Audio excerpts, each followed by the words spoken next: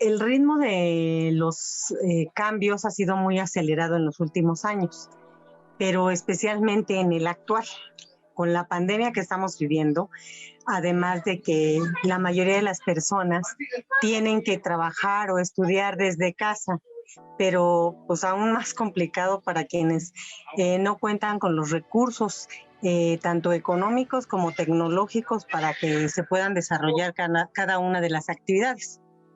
En mi caso ha sido un poco complicado porque solo en el hogar contamos con una computadora, que es la que utiliza mi hijo que está estudiando también una licenciatura. Entonces la compartíamos, cuando él llegaba en las tardes la utilizaba y yo la utilizaba la mayor parte para estudiar yo mi licenciatura en línea. Ahora pues tuve que hacerme de un equipo adicional para poder los dos trabajar. Entonces sí ha sido bastante complicado.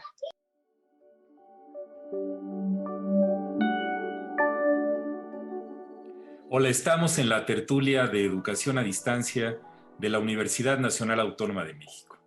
En esta ocasión discutiremos el tema de la educación en la pandemia desde el punto de vista de estas poblaciones que mucha gente les ha llamado los nativos digitales y los inmigrantes digitales. Es un tema fascinante y para discutir esto contamos con tres invitados. En primer lugar tenemos a la señorita Evelyn Cetina.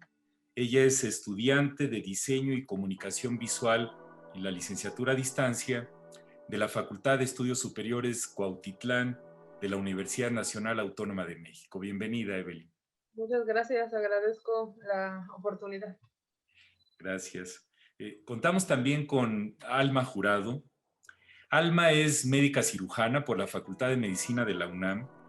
La conocí cuando era alumna en la asignatura de Informática Biomédica de la carrera de Medicina con el plan de estudios vigente, donde después fue instructora de la asignatura de Informática Biomédica y posteriormente realizó una maestría en ciencias en e-health, en e-salud, en la Universidad McMaster en Hamilton, Ontario, Canadá. Ella tiene experiencia en fusión de la tecnología y salud, en gestión de proyectos, en análisis de software y en educación. Bienvenida, Alma. Muchas gracias, doctor. Muchas gracias por la invitación. Es un placer estar con ustedes. Gracias. Y José Antonio Pérez Islas. José Antonio tiene licenciatura y maestría en Sociología, doctorado en Estudios Sociales por la Universidad Autónoma Metropolitana. Tiene una especialidad en políticas de juventud por parte de la ONU y ha trabajado como consultor en la UNESCO, en la CEPAL, en la Organización Iberoamericana de Juventud. Ha sido director del Centro de Investigación y Estudios sobre Juventud y actualmente es coordinador del Seminario de Investigación en Juventud en la UNAM y profesor del posgrado de la Escuela Nacional de Trabajo Social y miembro del Seminario de Educación Superior de la Universidad Nacional Autónoma de México. Bienvenido, José Antonio. Gracias, Melchor, por la invitación. Es un gusto estar aquí. Muchas gracias. Bueno, pues aquí tengo enfrente de mí una frase que encontré hace unos días. Dice: no veo futuro para nuestra gente si vamos a depender de la frívola juventud de hoy. ¿De cuándo creen que es esta frase? Aplicaría prácticamente para cualquiera de nosotros, pero esto lo dijo Hesíodo en el siglo VIII antes de Cristo. Esta afán de estratificar a los seres humanos de cualquier manera poniéndonos etiquetas, en este caso de generaciones, es bastante interesante porque en la actualidad, en la época de la pandemia, que todos hemos tenido que utilizar la educación a distancia como nuestra primera manera de aprender y de enseñar, y tenemos que decirlo también para vivir, muchas de nuestras cosas las estamos haciendo en línea, es particularmente relevante pensar estas cuestiones que decimos cuando recibimos a los jóvenes, es que ya tienen el chip integrado. Son una generación diferente. Pues yo les preguntaría a ustedes, empezando por Evelyn, ¿De dónde crees que han salido estos términos? ¿Cuál es su relevancia? Esto de nativo, inmigrante digital. ¿Cómo sientes que ha sido esto? ¿Cuál es tu pensar? Yo creo que este término viene, digamos, en auge, quizás ahora en este momento que nos está tocando la pandemia, porque, o al menos desde mi generación, que nos toca más la revolución en cuestión a la tecnología, ¿no?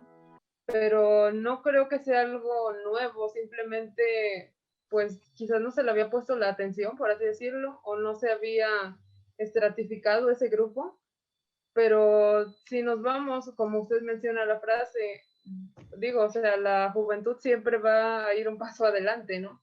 Nuevas tecnologías pues siempre las ha habido, solo que no quizás al grado que está ahora, pero yo no creo que sea un término quizás denigrante o como lo menciona, frívolos. Simplemente pues nos toca vivir una sociedad diferente y yo creo que eso es lo que define a cada generación. No es buena ni mala ninguna con otra, simplemente pues nos tocó épocas distintas. eh, Eso es lo que las identifica a cada una. Por mi parte creo que eso es. Muy bien, Evelyn. Muchas gracias por tus comentarios. Alma, ¿cómo ves este panorama de los términos? Porque se ha convertido ya, lo ve uno en todos lados, en los anuncios, conferencias, pláticas TED, en todos lados. ¿Qué opinas de eso? Creo que me gustaría empezar con lo que usted comentó sobre las generaciones y me parece que es lógico que se hagan esas agrupaciones porque sí determinan varias cosas de la identidad de distintos grupos, aquellos momentos históricos o hitos que presencia un determinado grupo de personas en un momento. Evidentemente, la pandemia es uno de ellos que pues a todos nosotros nos tocó vivir y definitivamente va a cambiar la forma en la que percibimos el mundo y nos desarrollamos, al menos en los próximos años, simplemente este evento. Entonces, creo que esa necesidad de agrupar por generaciones es lógica y sí hay un contexto como histórico, social y cultural que hace que ciertas personas nos comportemos distinto o percibamos el mundo distinto que otras. Ahora, con respecto a la tecnología, estoy de acuerdo con Evelyn. La tecnología es, o sea, aplicar conocimiento para volver más eficiente algo o ayudarnos a resolver mejor un problema y esto ha sucedido desde la rueda, ¿no?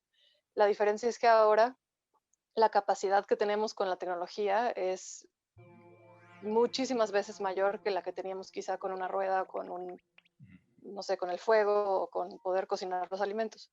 Entonces, sí marcó un gran momento en la historia el tener una computadora, un teléfono celular, una tableta, a todos los avances tecnológicos previos por la capacidad computacional y por lo que se puede hacer.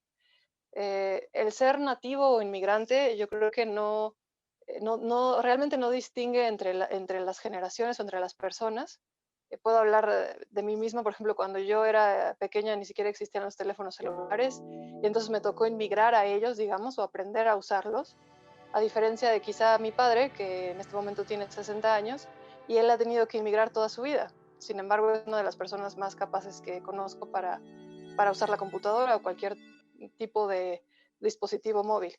Entonces, no creo que sea un término peyorativo, simplemente creo que es algo que agrupa características y circunstancias de las personas.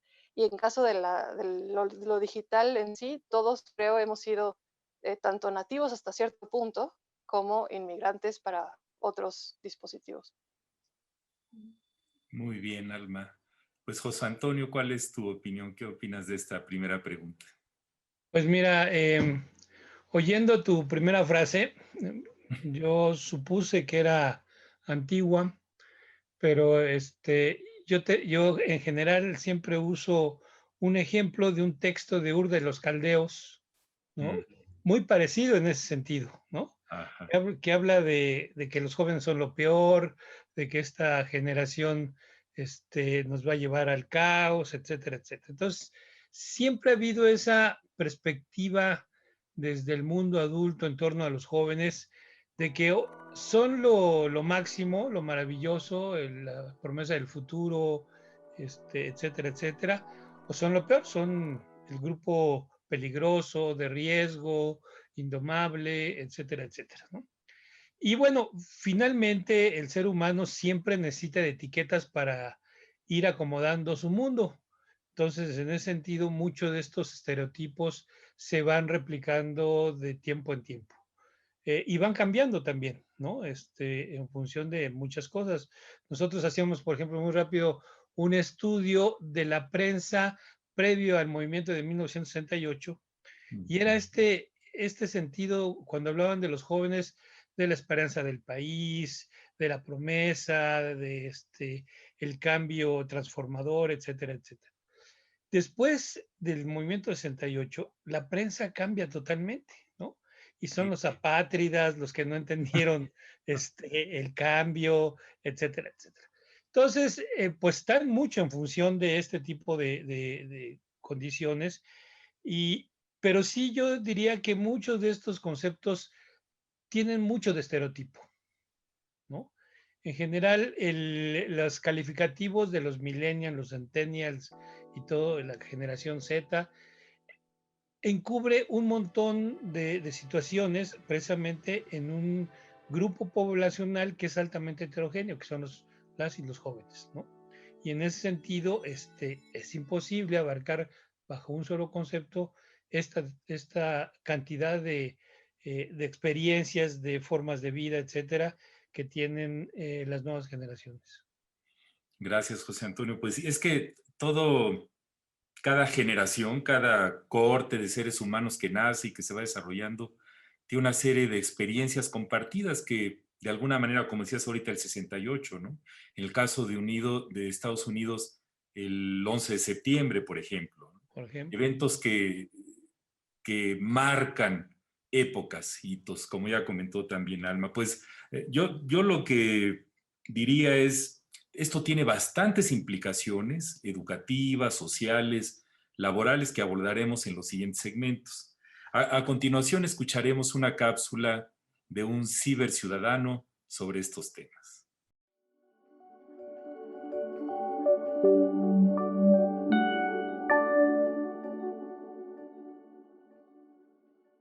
Pues además de la carrera, que bueno, es en línea, y todos los materiales que manejan ahí, pues tomo cursos de idiomas, cursos de fotografía, dibujo, también con ayuda de mi iPad o de la computadora veo documentales, o tomo cursos como de fotografía o de ilustración digital, que es a lo que actualmente me estoy dedicando, a hacer ilustraciones digitales.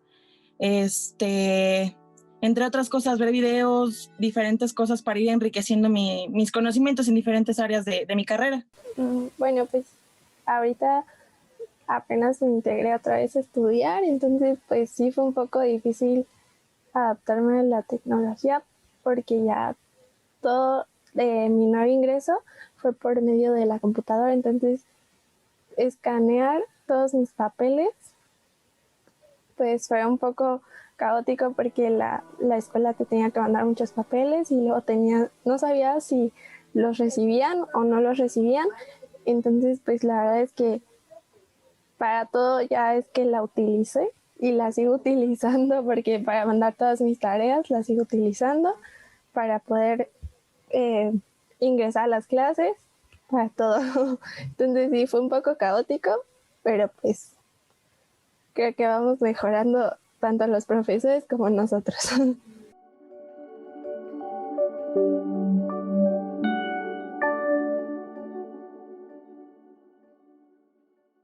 Estamos de regreso en la tertulia sobre educación a distancia de la Universidad Nacional Autónoma de México. En esta ocasión estamos dialogando sobre los retos que implican estas etiquetas que se les han asignado a los jóvenes de estudiantes del milenio, de la generación del milenio, inclusive ya se habla de una generación alfa y ahorita ya de los pandemials. Es una de etiquetas que nunca se acaba, ¿no? Y lo interesante de esto es que hay mucha investigación del tema. Uno pensaría que todos estos expertos que hablan del tema lo dicen fundamentándose en evidencia académica publicada sólida, pero muchas cosas las dicen porque es su impresión de que tuvieron un niño que desde chiquito sabía moverle a la tableta con los dedos. Entonces, yo creo que hay varios aspectos que podemos discutir sobre esto. En este bloque quisiera que comentáramos pues, qué implicaciones y consecuencias tiene pensar en estas habilidades diferenciadas por generaciones, tanto tecnológicas como de otros tipos, como el manejo del pensamiento crítico, la habilidad de discutir, la búsqueda de información, tanto para los profesores como para los estudiantes. Quisiera escuchar primero a Evelyn, ¿qué comentarios te merece la pregunta? Pues yo creo que no creo que cada generación como tal tenga que venir predispuesta o con ciertas habilidades. Yo creo que todos tenemos la facultad de aprender nuevas. Entonces este hecho, como por ejemplo los niños, digamos los menores de ahora, porque incluso yo tendría que ser una inmigrante porque yo veo niños de, por ejemplo, 9 años ya usan la tableta, quizás mejor que yo. Y yo, bueno, cuando fui niña, quizás usaba el teléfono mejor que mis padres, ¿no? Pero yo creo que cada quien es básicamente innato la curiosidad de, pues, querer buscar, explorar tu ambiente. Y esto implica más que nada en qué ambiente estás.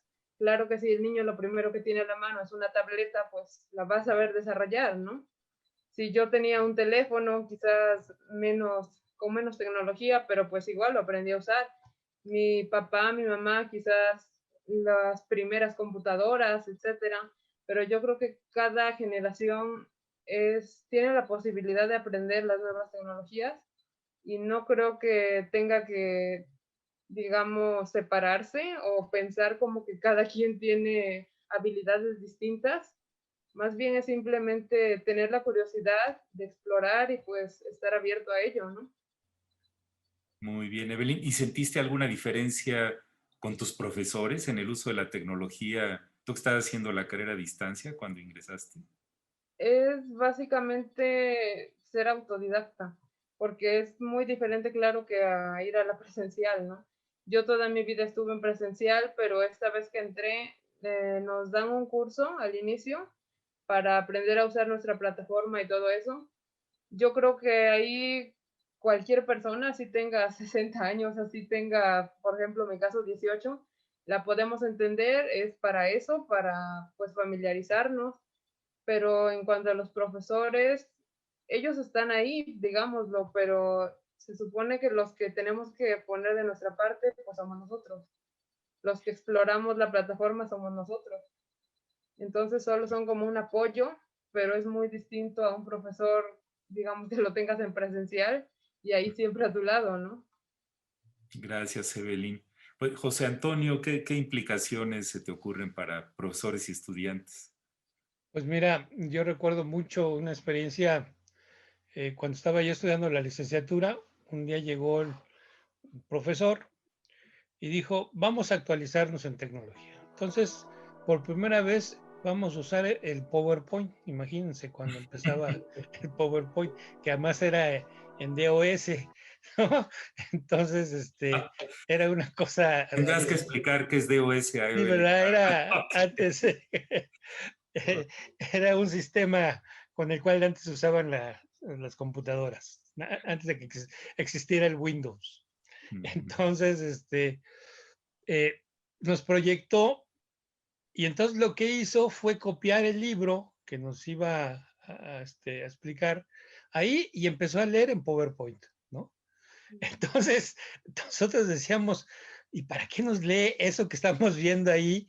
¿No? Pues mejor que nos dé la lectura y que el PowerPoint lo use para otras cosas, porque además era aburridísimo estar el profesor leyendo en PowerPoint, nosotros ahí viendo pues, lo que leía, ¿no? Entonces no tenía ningún sentido pedagógico ese asunto. Entonces yo creo que el tema de las tecnologías ciertamente modifican mucho, sobre todo en las cuestiones pedagógicas, modifican mucho de las prácticas. Quizá no lo suficiente. Quizá, digo, nos pasó ahora con la pandemia. Cuando ya no pudimos ir a clase presencial, al salón de clases presencial, trasladamos el salón de clases al Zoom, ¿no? Sin modificar prácticamente nada. Y con todos los vicios y quizá con todos los prejuicios que traíamos antes en las clases presenciales, ¿no? Entonces, la tecnología no es, ya lo decía Evelyn, ni buena ni mala. Me parece que es un asunto que según se use y según se aproveche, puede darnos beneficios o perjuicios. Y en ese sentido me parece que ciertamente las posibilidades que hay ahora son mayores, siempre y cuando pensemos los temas que además en la pandemia se han hecho más visibles, los temas de desigualdad que tenemos, ¿no? Lo que, o sea, no trajo la desigualdad de la pandemia, sino la mostró más drásticamente que lo que veíamos de manera normal. Y en ese sentido, muchos estudiantes se quedaron ya fuera de la escuela. ¿Por qué? Porque no tenían acceso a este tipo de tecnologías, porque no había internet en las zonas, porque era muy difícil que ellos pudieran accesar a a una red con la suficiente banda ancha para estar permanentemente, etcétera, etcétera. Entonces, pues obviamente esto va en contra de la posibilidad de que todos, de alguna manera, usen la tecnología. Entonces, no es tanto las habilidades, que ciertamente hay que dedicarle un ratito a estas cosas, también son las posibilidades y las oportunidades que se tiene de acceso a ellas. Muy bien, José Antonio, gracias. Alma, ¿qué comentarios tienes? Me gustaría tocar dos puntos. El primero es, otra vez, regresando a lo de nativos e inmigrantes, creo que el problema, o sea, el ser inmigrante es un beneficio porque conoce uno cómo era la situación antes y se valora un poco más la herramienta y se abre la mente a lo que se puede hacer.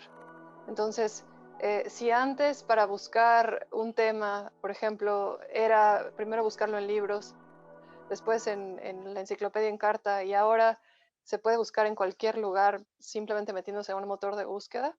Eso solo abre la mente, o sea, conocer cómo era antes, que sería el caso si generalizáramos, ¿no? De los profesores y de los estudiantes como yo, no es un problema, creo, ni es una limitación, ¿no? O sea, el ser inmigrante no es una limitación. En el mismo sentido, el ser nativo tampoco es un beneficio, ¿no? Y esto creo que es una frase como común o no sé, así de conocimiento público, de que no es que las personas sean más listas o que o que los nuevos niños, por ejemplo, sepan más, sino que los ingenieros son mejores en hacer las cosas simples. Entonces, el nacer con estas ventajas, el saber que no hay límites, también es pues una limitación hasta cierto punto porque no se tiene conocimiento previo de cómo hacer si esto no funciona, ¿no? Si un día no hay luz, si un día no hay internet, ya no tenemos idea cómo funcionar. Entonces, o sea, no creo que ninguno de los dos sea bueno ni malo, en realidad solo son características y de hecho creo al revés que ser inmigrante es una ventaja, ¿no? Saber cómo se hacían las cosas antes y poderlas hacer si algo falla es una ventaja en vez de ser algo en contra. Ahora, ¿qué implicaciones tiene generalizarlo? O sea, creo que el hecho de que los profesores tengan que aprender a usar la tecnología o hayan tenido que en este momento migrar a todas las herramientas tecnológicas para poder dar su cátedra, es simplemente algo que exige la profesión, así como un médico tiene que aprender a operar ahora por laparoscopía cuando antes era abierto, ¿no? El hecho de que la ciencia avanza y ofrece mejores oportunidades y menos riesgos, simplemente nos exige como profesionales actualizarnos en ese sentido.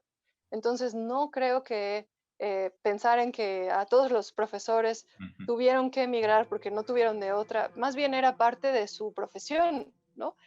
Así como al principio aprendieron a enseñar con un pizarrón de GIS que nos tocó a nosotros, y es con un pizarrón virtual y ahora pueden hacer cualquier cosa desde su tableta y compartirnos su pantalla y dibujar o incluso con realidad virtual podemos ver un modelo en 3D anatómico y disecarlo así en vez de un cadáver. Eso no es algo negativo, ¿no? Entre más sentidos involucramos en la educación, mejor podemos aprender, o en teoría más significativo se vuelve el aprendizaje. Gracias, Alma. Pues la pandemia nos ha puesto en el escenario todos estos conceptos que han platicado ustedes. A continuación vamos a pasar a una pausa y regresaremos en el siguiente bloque.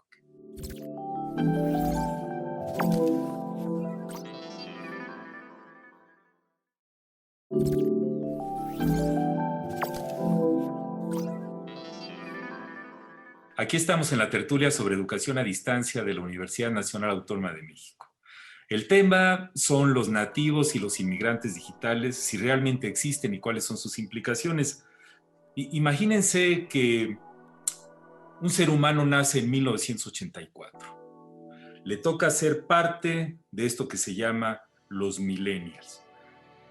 Pero esa persona va a ser muy diferente su trayectoria de vida si nace en Boston, Massachusetts, si nace en Finlandia, si nace en Inglaterra, si nace en México, si nace en el sureste de México, si nace en algún país remoto de África, ¿no? A pesar de ser de la misma generación. Entonces, una de las cosas cuestionables de las generaciones es que como que no toma en cuenta toda esta enorme variedad y heterogeneidad que hay en todos los seres humanos, que depende mucho del contexto y de las vivencias que le toca vivir o gozar o sufrir a cada uno de nosotros. En este bloque les pediría que me comentaran un poquito sobre pues, las implicaciones y consecuencias que puede tener este asunto de las generaciones, visto desde la perspectiva de las universidades y visto desde la perspectiva de la sociedad.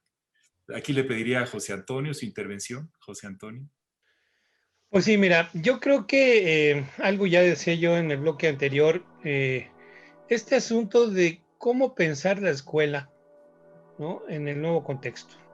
O sea, suponemos que esto, bueno, además, quisiera yo decir algo antes, al contrario a la teoría de las generaciones, hay otra teoría que se llama el curso de vida, que habla precisamente de estas trayectorias que todo mundo y en lo particular camina, ¿no? En función precisamente de estos nacimientos que decías en diferentes lugares, de la posición social, del acceso a la educación, de la zona rural o urbana, etcétera, etcétera. Pero que además está marcada por sucesos históricos. Por ejemplo, el curso de vida habla de los puntos de inflexión, donde una vida se rompe o se modifica, una trayectoria que venía, digamos, siendo lineal y que de repente sufre algún suceso, ¿no? Que generalmente puede ser, por ejemplo, la muerte de los padres, un accidente, o sea, algún momento que rompa ese curso de vida o que lo modifique. Bueno, pues estamos ante un punto de inflexión total. O sea, ni siquiera la Segunda Guerra Mundial nos tocó a tantos como el asunto del COVID, ¿no? Es un asunto que sucedió aquí en México, en Finlandia, en Boston, ¿no? En el sureste, a todos en la África, obviamente en Asia. O sea, es un punto de inflexión total para todas las generaciones. Y entonces esto implica que algo se tuvo que haber movido en nuestras vidas, no solamente en lo individual, sino en lo social. Entonces, empezando con los temas, por ejemplo, de salud. Cuando tú eres médico, y aquí la colega también, yo creo que la perspectiva de salud debe ser otra a partir de este asunto de la pandemia, ¿no? Y tendríamos que estar pensando otro tipo de acciones, de estrategias, etcétera. En el ámbito educativo me parece que también, ¿no? O sea, no podemos hacer como que, bueno, si conseguimos vacuna y todo eso, regresamos a lo mismo. Y yo creo que ahí hay que pensar alternativas distintas. O sea, quizás hasta ni siquiera pensar en un salón de clase, ¿no? Pensar en alguna otra cosa que no sé cómo llamaríamos, ¿no? Quizá ni siquiera en la relación autoritaria o dominante de la relación maestro-estudiante, ¿no? Tendríamos que estar pensando un montón de cosas más que modificaran en realidad esta nueva cotidianidad que se nos va a mostrar conforme vayamos dominando la pandemia. Si es que alguna vez la dominamos primero, ¿no? Entonces, yo creo que ahí hay muchas posibilidades de pensar alternativas que nos ayuden a modificar y sobre todo que nos ayuden a hacer más equitativo este acceso a los beneficios del desarrollo. Gracias, José Antonio. Evelyn, ¿algún pensamiento que tengas sobre esto, alguna idea?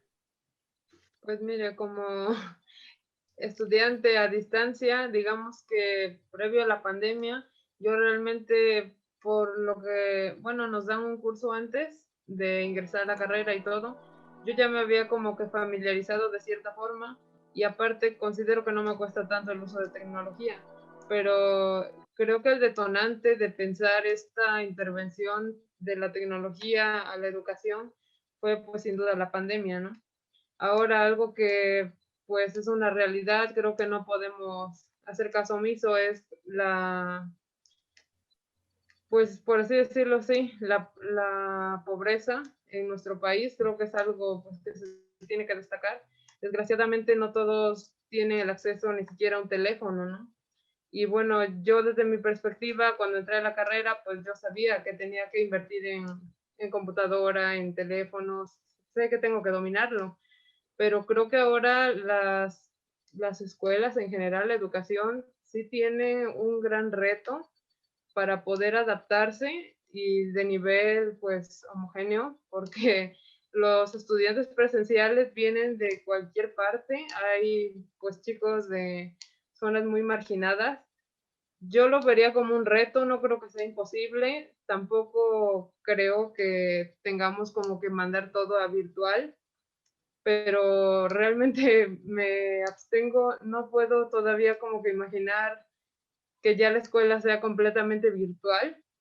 Creo que se le tendría que dar también cierto balance, porque el hecho de pasar todo a digital implicaría un cambio muy grande, los alumnos tendrían que ser casi autodidactas, porque es muy distinto, ¿no? Como leer el material, entenderlo tú, a que te lo explique tu maestro por experiencia personal. Y pues me gustaría escuchar más a la maestra quizás Alma, si puedo comentar algo de usted. Gracias, Evelyn. A ver, Alma, pues ¿cómo ves? Gracias. Regreso al objetivo de las universidades. En teoría, la universidad forma profesionales, personas que sean útiles para la sociedad y que construyan la sociedad siguiente, ¿no? O sea, que visualicen el futuro de la sociedad y el bienestar de las personas. Para esto creo que lo que la universidad ha intentado construir o dejar en los estudiantes ha sido lo mismo desde hace varios años, no sé, no me atrevería a decir cuántos, pero esto más bien habilidades suaves, o sea, no tanto enseñarle a las personas historia, física, química, biología, ni hacerlos súper especialistas en su área, sino más bien hacer una sociedad educada, consciente y ¿no? Con juicio, pensamiento crítico, que pueda solucionar problemas, que pueda analizar opciones, que tenga la capacidad de abstraer en ciertas situaciones y trasladar ese conocimiento a otras. Entonces, esto es independiente de la tecnología, creo, aunque definitivamente sí cambia cómo se enseña. Yo creo que el pensamiento crítico se enseñaba de una forma distinta o quizá no se enseñaba explícitamente, pero se aprendía de forma distinta hace 30 años o 50 años que ahora, ¿no? Evidentemente ahora, por ejemplo, al estar expuestos a tanta información vía todos los medios de comunicación y también vía Internet, es mucho más complejo llegar a ser un pensador crítico que quizá en el pasado cuando había un par de fuentes de información y solo a esas se tenía acceso.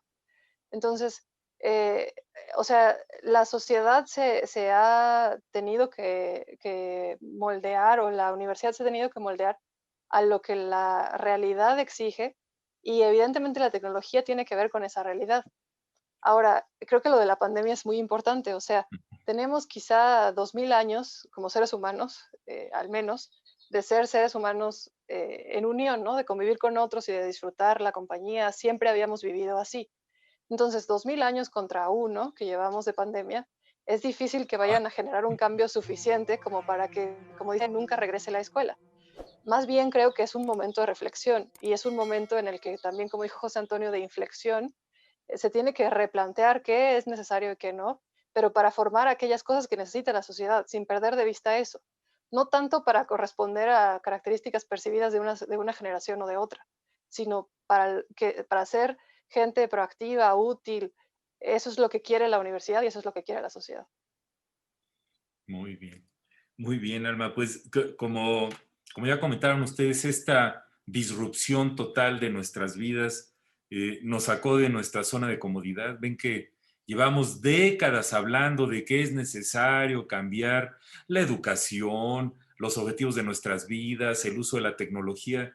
Yo soy pediatra y antes que nos decíamos en nuestras recomendaciones, un niño no debe de tener más de 2 horas de pantalla al día, etcétera, etcétera. Ahorita ya no quiero ni hacer la cuenta de las horas de pantalla que tenemos todos los seres humanos, ¿no? Y solamente para sobrevivir, interactuar y hacer esta modalidad educativa que estamos viviendo. Entonces es todo un reto y las implicaciones para las universidades de formar a sus profesores, del aprovechamiento de las instalaciones que ya existen y de la construcción y mobiliario de las nuevas instalaciones, la instalación de tecnología con conectividad en todos los lugares ahora pasa a tener un lugar muy preponderante. Pues gracias por sus comentarios. Vamos ahora a escuchar otra cápsula de un colega, de un ciudadano.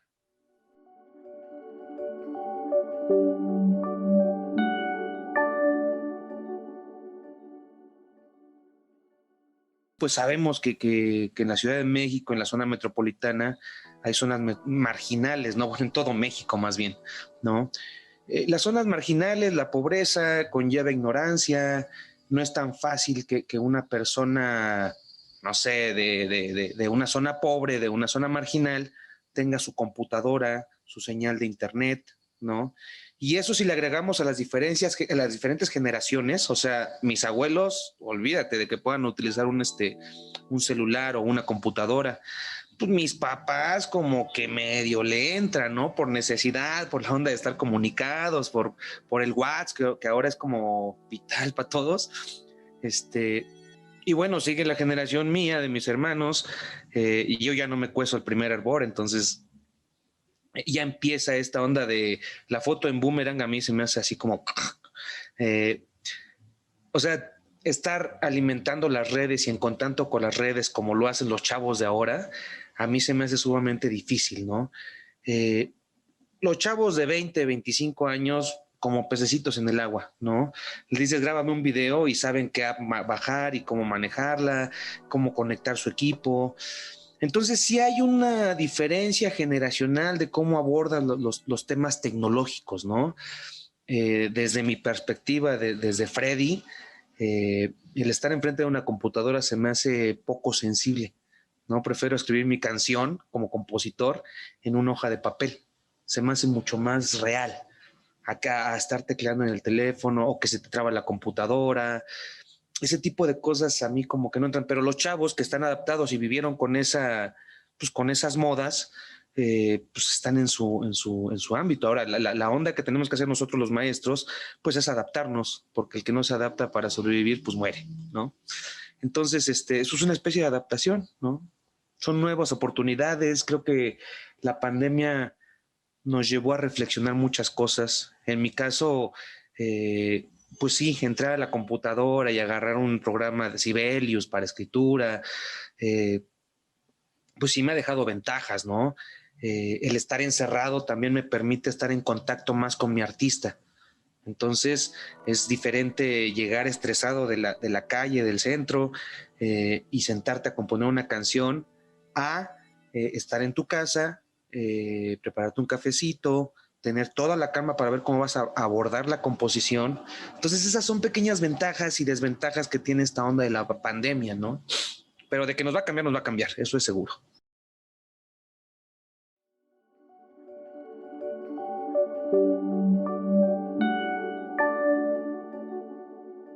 Estamos de regreso en la tertulia de educación a distancia con el tema de los nativos digitales. Las palabras tienen implicaciones. Hace unos años, cuando tuve la fortuna de entrenarme en el extranjero, en medicina, en la ciudad de Boston, se me quedó muy grabado cuando una persona me dijo un día, no pareces mexicano. No supe qué hacer, o sea, tomarlo como, ¿qué quieres decir? Y básicamente era esto que el estereotipo del mexicano, flojo, deshonesto, corrupto, que iba a tomar ventaja, una serie de atributos que me asignaban por el solo hecho de mi país de origen, lo cual es totalmente absurdo. Entonces, en esta situación de las etiquetas de generaciones, en las cuales creamos estos pues, mitos socialmente construidos de que hay diferencias muy marcadas entre las generaciones por el solo hecho de la corte que te tocó nacer, pues tiene una serie de implicaciones y de sesgos, de los sesgos implícitos que los seres humanos tenemos en el trato entre nosotros, ¿no? Ven que existe este concepto que en inglés se llama ageism, que es el viejismo, o el edadismo, que son palabras que se oyen horribles en español, pero es esta parte de ponerle una etiqueta a algo y de después tener una serie de prejuicios sobre esa etiqueta. Y lo mismo va para la raza y para el género. Nos referimos como al otro, esta cuestión de la otredad. ¿Qué podemos hacer para tener pues, un lenguaje más incluyente y sin estereotipos en educación superior y alguna recomendación final que quieran hacerle a la audiencia? Pues Evelyn, ¿alguna idea o conclusión que quieras tener en este momento? Pues yo creo que lo único que deberíamos hacer como sociedad en general, sin poner distinción de si eres mayor de edad, si eres muy joven, niño, sería tener la mente abierta y pues sobre todo el respeto, ¿no? Digo, podemos entender como en cada generación que vivieron una época diferente, que los recursos eran diferentes, que quizás no entienden la tecnología o quizás sí, mejor que uno, pero es más que nada estar abierto a eso, pues cada quien entiende de manera distinta, cada quien ha vivido cosas distintas, pero no lo hace ni bueno y ni lo hace malo, pues simplemente es diferente a ti, ¿no? Y creo que más que nada es mantener ese respeto y esa mente, pues sí, abierta siempre ante todos y sin tratar de juzgar a nadie. Por el hecho de que sea grande no quiere decir que no se pueda usar un teléfono, etcétera. Solo es mantener la mente abierta, sería por mi parte. Muchas gracias, Evelyn. Alma, ¿algún comentario final? Claro, los estereotipos creo que son naturales y es la forma en la que nuestro cerebro hace como patrones o reconoce grupos que comparten características. Esto no es correcto ni incorrecto, solo ocurre.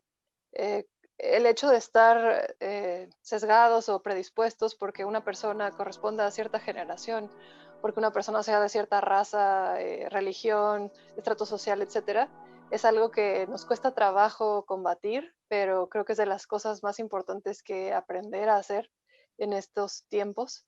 Y esto tiene que siempre llevarnos a ser tolerantes y a respetar a los demás.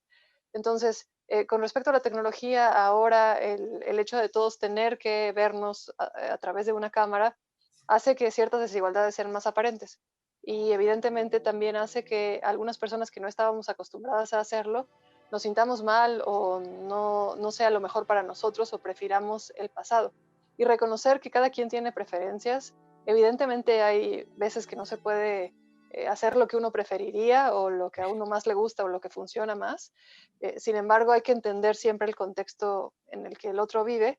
Y siendo docente, siempre es muy importante ser sensible ante los estudiantes y nunca ponerse en una posición autoritaria o de superioridad, porque en realidad estamos hablando con otros seres humanos y probablemente nosotros tengamos un poco más que compartir en cierto tema, lo cual no significa que las personas sean inferiores o sepan menos de lo demás que nosotros, incluso del mismo tema, ¿no? Nunca sabemos quién está sentado en la audiencia y en efecto ahora la tecnología, pues simplemente todos somos parte de la misma llamada y no hay ninguna distinción.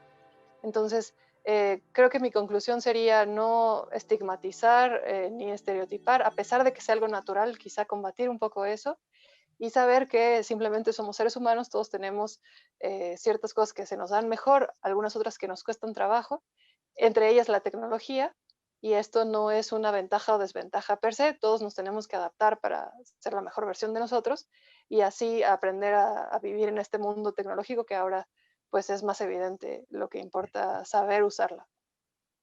Muy bien, Alma, muchísimas gracias. José Antonio, comentario final. Pues mira, recordaba yo lo que decía una antropóloga de principios del siglo pasado, Margaret Mead. Decía que había 3 tipos de sociedades. La sociedad donde el cambio es muy lento, ¿no?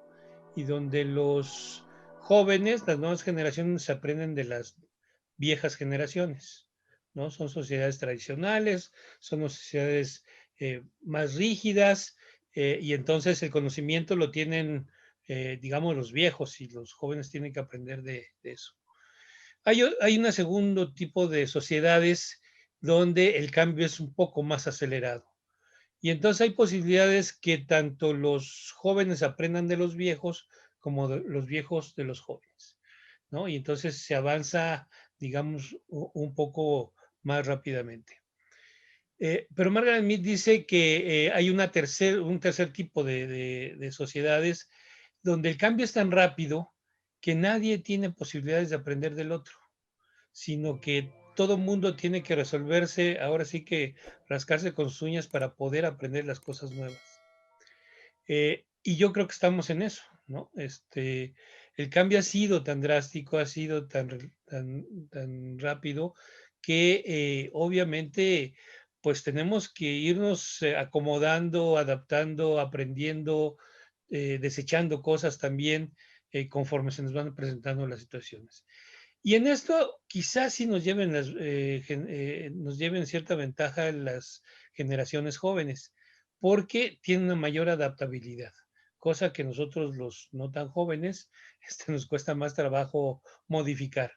Y en ese sentido, yo creo que yo siempre confiaré en las nuevas generaciones, a pesar de que haya algunas cosas que no me gusten. Creo que al final ellos tendrán que resolver el mundo que viene, y el mundo que viene es ahora, ¿no? El futuro se construye desde el presente. Y en ese sentido, creo que los estereotipos de estas generaciones Z, Millennial, no ayudan mucho con ese tipo de prejuicios que están marcados de generalidades, y que quizá nunca vamos a encontrar un Millennial tal cual, ¿no?